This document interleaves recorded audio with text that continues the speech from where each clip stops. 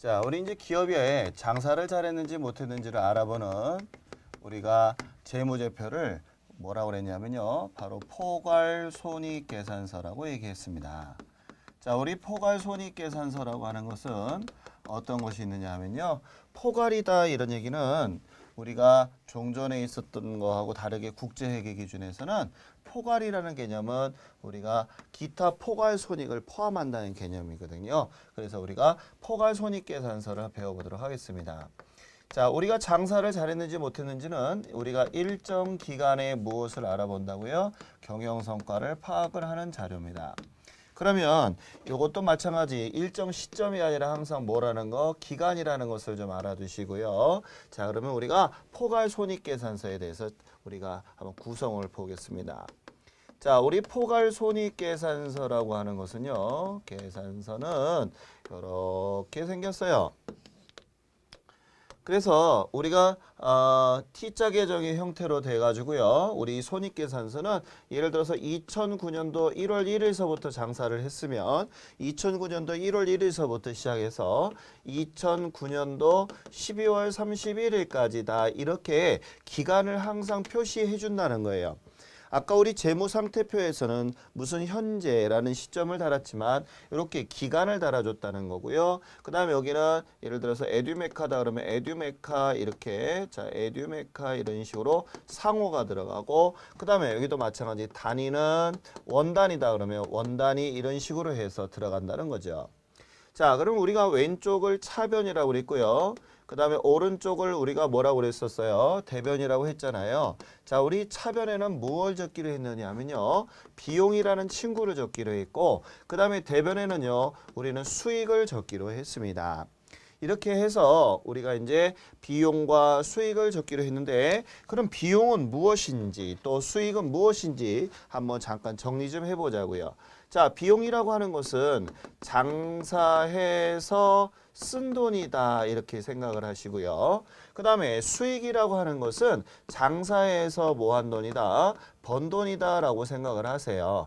그래서 내가 비용이라고 하는 것은 쓴 돈, 그 다음에 수익이라고 하는 것은 번 돈이라는 것이죠. 이러다 보니까 자 우리가 차변에 비용 적고 대변에 수익을 적는데 자 예를 들어서 보겠습니다. 번 돈이 크면은 번 돈이 예를 들어서 즉 수익이 1,000원이 있고요. 그 다음에 비용이 700원이 있다라고 예를 들어 보겠습니다. 그럼 수익이 더 크잖아요. 번 돈이 많다는 얘기는 결론은 무슨 얘기냐? 자, 회사의 사장 돈이 늘어나겠죠. 그래서 우리가 이 수익을 뭐라고 얘기냐면요. 번 돈이 많으면 사장 돈이 늘어난다 해서 이것을 우리가 자본의 증가하는 요소다 이렇게 얘기하고 비용은 반대로 자본이 어떻게 돼요? 감소가 되겠죠. 사장 돈이 까먹을 거 아닙니까? 그렇죠. 그래서 우리가 수익과 비용을 가지고서 이제 우리가 이익을 구하는데 이때 수익이 크면은 뭐가 생기느냐 하면요. 바로 당기 순이익이 생기게 됩니다. 그래서 당기 순이익이 얼마가 생기느냐? 300원이 생기게 되겠죠.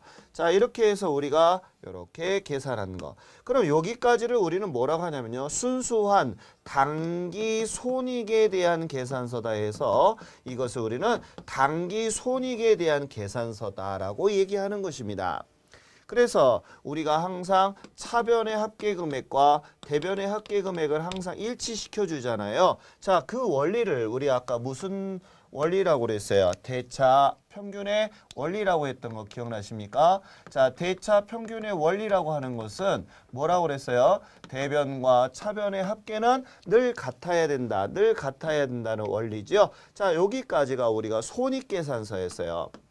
그래서 우리가 전에는 이 손익계산서를 작성할 때는 단기 업적주의에 의해서 작성을 했었어요. 단기 업적주의라고 하는 것은 무슨 얘기냐면요. 단기의 손익을 가지고서 단기의 수익과 단기 수익과 단기 비용을 가지고서 순손익을 구한다는 것이 바로 단기 업적주의였어요. 그러면서 또 하나 여기 보게 되면 발생주의라는 게 나오거든요. 아유, 어려운 거 많이 나오죠. 자, 발생주의라고 하는 것은 위에하고 똑같아요. 당기 수익과 당기 비용을 적어라. 이거 재무제표에다가 당기 수익과 당기 비용을 적으라는 거, 당기 비용을 적으라는 것이 바로 발생주의입니다. 이렇게 해서 우리가 전에는 단기 업적주의와 발생주의를 바탕으로 해서 적었었는데, 야, 앞으로는 국제회계 기준에서는 이 손익계산서를 적을 때는 바로 포괄주의에서 적어라, 이런 개념입니다. 포괄주의라고 하는 거에 대해서 우리가 앞으로 손익계산서를 적는데, 포괄이라고 하는 것은 무슨 얘기냐면요, 바로 기타 포괄 손익까지를 계산하는 것을 우리는 포괄 손익계산서라고 얘기합니다. 그러면 이때 우리가 수익에서 비용을 빼면 당기 순이익, 비용에서 수익을 빼주면 당기 순손실, 여기까지는 우리가 당기 손익계산서에 관련된 건데요. 여기에다가 기타 포괄 손익에 대한 차감 항목과 기타 포괄 손익에 대한 가산 항목을 더하고 빼서 우리가 나온 것을 뭐라고 하냐면요, 총포괄 손익이라고 해요. 그래서 총포괄 손익을 계산하는 것을 우리가 배워보도록 하겠습니다. 자, 이렇게 제가 계정을 가지고서 포괄손익계산서를 작성하는 걸 봤는데요. 요 작성하는 거에 자세한 것은 차후에 다시 잠깐 설명을 부연을 하기로 하고, 지금에서는 그냥 당기 손익계산서에 관련된 것만 설명을 좀 들어갈까 합니다. 자, 우리 당기 비용과 당기 수익에 대해서 올해 1월 1일서부터 12월 31일까지 발생된 것을 적으라는 주의, 무슨 주의? 발생주의라는 거 좀 알아두시고요. 자, 그것들만 적는다는 개념이 당기 업적주의라는 거 알아두셨으면 좋겠네요. 자, 그러면 우리가 포괄손익계산서에 나오는 비용이라는 친구와 수익이라는 친구가 어떤 친구가 있는지 한번 좀 볼까요? 먼저 비용이라고 하는 친구는 장사에서 쓴 돈이다 보니까 뭐뭐비, 여비, 교통비, 또 수도, 광열비 이렇게 쓴 거란 말이에요. 그 다음에 또 뭐뭐 손해봤으니까 손해봤다, 손실이라는 개념이 생겨요. 그래서 우리가 비용 계정은 이런 계정이 있고요. 또 지급하는 경우도 있겠죠. 그래서 이런 것 등이 우리가 비용의 대표적인 친구라고 볼 수 있고, 그럼 수익에서는 어떤 친구들이 있느냐 하면 내가 뭐뭐를 받았거나 수입됐거나 또는 뭐뭐 이익이 생겼다거나 이런 것 등은 전부 다 수익 계정이라고 보시면 될 것 같아요. 그래서 먼저 제가 계정 과목 설명하고 그거에 관련해서 좀 더 손익계산서의 기본 개념을 설명을 드리도록 하겠습니다. 자, 우리 교환을 잠깐만 보세요.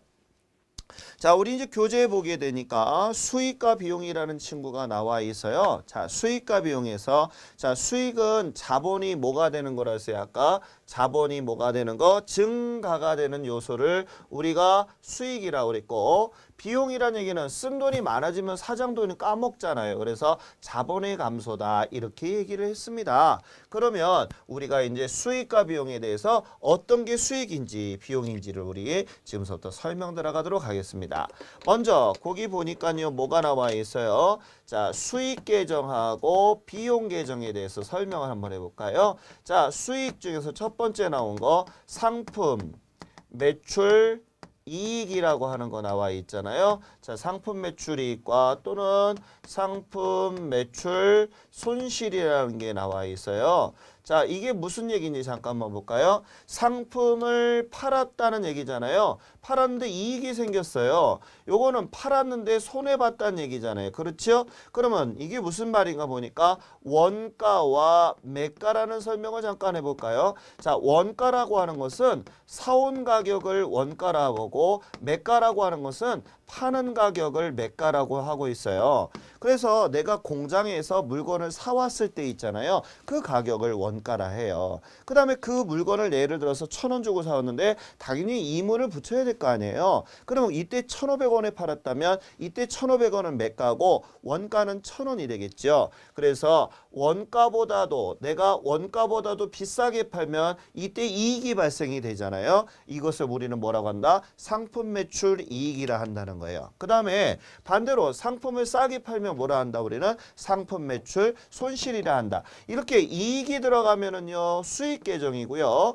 그 다음에 손실이 들어가면 무슨 계정이다? 비용 계정이다. 이런 개념을 좀 알아뒀으면 좋겠네요. 그 다음에 또 이번에는요. 이자를 받으면 우리는 이자 수익이라 하고요. 그 다음에 이자를 주면은 뭐라고 한다고요? 이자 비용이라고 그래요. 그럼 우리는 이자는 어느 때 받는다고 그럴까요? 자, 이자는 어느 때 받아요? 저축을 한다거나 또 남한테 돈 빌려주거나 이럴 때 받잖아요. 그렇죠? 그러면 이때 이자를 받으면 우리는 뭐라고 한다? 이자 수익이라 하고 이자를 주면은 또 이자 비용이라고 해요. 그래서 내가 이자 수익은 수익, 그 다음에 이자 비용은 비용이라는 거 알아두시고요. 그 다음에 우리 선생님이 요거 가장 많이 틀려요. 자, 집세를 받으면 우리는 뭐라고 하느냐면요. 임대료라고 그러고요. 집세를 주면은 우리는 뭐라고 한다? 임차료라고 해요. 근데 우리 선생님이 실무에서 보게 되면 바꿔서 쓰잖아요. 그렇죠? 임대료를 받는 사람의 입장에서 임대료라 하는 것이고 집세를 내는 사람의 입장에서는 임차료라고 하는 것입니다. 그런데 이것을 우리 임대료 내야 돼, 임대료 내야 돼 이것은 틀린 설명이 돼요. 자, 뭐 내야 된다고요? 임차료예요.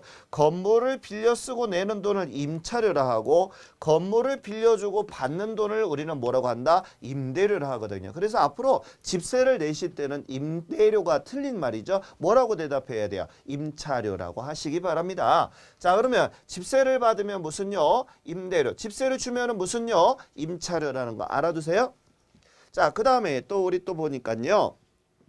수수료 또 뭐가 나와 있어요? 수익과 그 다음에 수수료 비용이라는 친구가 나와 있어요. 자, 수수료 수익은 말 그대로 수수료를 내가 받아요. 그러면 우리는 뭐라고 한다? 수수료 수익이라 하는 것이고요. 그 다음에 수수료를 주면은 우리가 뭐라고 한다? 수수료 비용. 그래서 이놈은 비용 계정이고요. 쓴 돈이고 이놈은 받은 돈이라는 것을 좀 알아두세요. 자, 그 다음에 거기 보니까요. 단기 매매란 얘기는 매수와 매도가 빈번하게 이루어지는 그런 주식 사채, 공채, 거채, 유가증권에 관련된 거예요. 그래서 단기 매매 금융 자산에 대해서 우리가 처분했을 때에 이익이 생기면요. 이것을 우리는 단기 매매 금융자산 처분이익이라 하고요. 반대로 내가 손해봤으면 이걸 뭐라 한다? 우리는 처분 손실이 하는데 이때 이익이니까 무슨 계정? 수익 계정이고 그 다음에 싸게 팔면 손해봤잖아요. 손실 계정이라 한다는 거예요. 그 다음에 우리 또 평가이익도 있을 수가 있는데요. 요 정도는 보고 그 다음에 잡이익 그 다음에 잡손실 이렇게 나와 있죠. 자, 우리 근무하다 보면 현금이 시재가 모자란 경우도 있잖아요. 이럴 때는 우리가 잡이익이라 하고 그 다음에 남을 때 있잖아요. 금고에 보니까 200원이 남았네. 근데 아무도 왜 남았는지 모를 때 있잖아요. 그럴 때 우리가 잡이익 처리하는 거예요. 이렇게 또 잡이익은 뭐가 있냐면 아파트나 이런 데에서 빈병 같은 거 회수하잖아요. 이렇게 해서 처분했을 때도 이런 것도 잡이익이라고 해요. 근데 잡손실 같은 경우는 왜 길 잃어버리거나 또는 시재가 안 맞거나 해서 돈이 모자라는 경우 있죠. 이런 것을 우리 뭐라고 한다? 잡손실이 한다는 것을 알아두시기 바랍니다. 자, 이렇게 우리가 수익과 비용이 상대적인 계정 과목을 좀 봤고요. 우리 비용에 대한 것 좀 마저 더 볼까요? 먼저 뭐가 있을까요? 자, 급여서부터 볼까요? 급여. 자, 우리가 이 급여라고 하는 것은 월급을 주면 회사에서 급여라고 그러는데 이때 급여라고 하는 것은 화이트 칼라에 있는 사람들한테 급여라 하고요. 그 다음에 우리가 생산직에 있는 사람들, 기술자에 있는 사람들을 우리가 옐로우 칼라라고 하는데 이 사람들을 우리는 임금이라고 얘기하는 것입니다. 그래서 우리가 월급은 두 가지 표현이 돼요. 하나는 급여, 하나는 뭐라 한다? 임금이라 한다는 개념 알아두시기 바랍니다. 자, 그 다음에 우리 이제 또 뭐 나와 있어요? 여비교통비라고 나와 있죠. 자, 우리 여비교통비라고 하는 것은 말 그대로 회사의 공적인 업무차 우리가 왕래를 할 때 들어가는 비용을 얘기해요. 예를 들어서 단진호가 회사에서 제주도 출장을 명을 받아서 제주도를 가게 됩니다. 그럼 여기에서 비행기 탈 때까지 우리가 버스를 타거나 지하철 타고 와야 되는 비용이 발생하죠. 이거 전부 다 여비교통비. 자, 비행기 타고 내렸어요. 자, 내려서도 비행기 타는데도 여비교통비. 그 다음에 자, 우리 거래처 사람들하고 만나서 술 한잔 먹고 거래를 했어요.